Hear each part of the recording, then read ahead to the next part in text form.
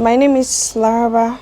I'm Rutha Laraba Barnabas. I'm Nigerian. I was diagnosed with central neuro hearing loss in both ears. 2020 November, I started experiencing pain in my right ear and hearing loss, and it decided to come to India for a proper solution. My daughter, she read mass communication, which really require her to communicate. You know, communication is a two-way thing. You receive and you also give back.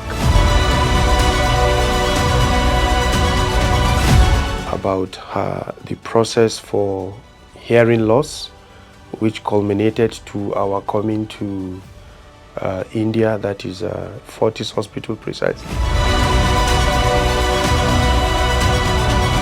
Dr. Susheen, that was the ENT surgeon, came to see me, I think, a day prior to the surgery. The surgery it feels like 3 minutes, but apparently I think it took like 10 hours.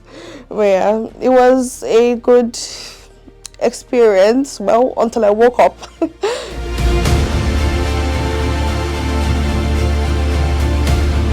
We had a 23-year-old young lady who developed sudden hearing loss about 2 to 3 years back.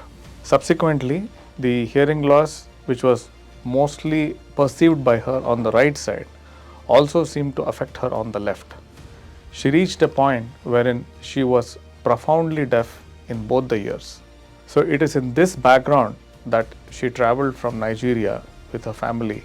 Once we evaluated her, we thought that she might be a candidate for a simultaneous bilateral cochlear implantation surgery.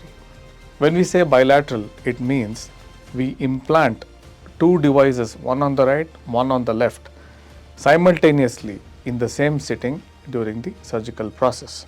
Our patient had very good speech and language prior to the year 2020. That is the year when she went deaf. Hence, her brain is already adapted to good speech and also a highly evolved language skill.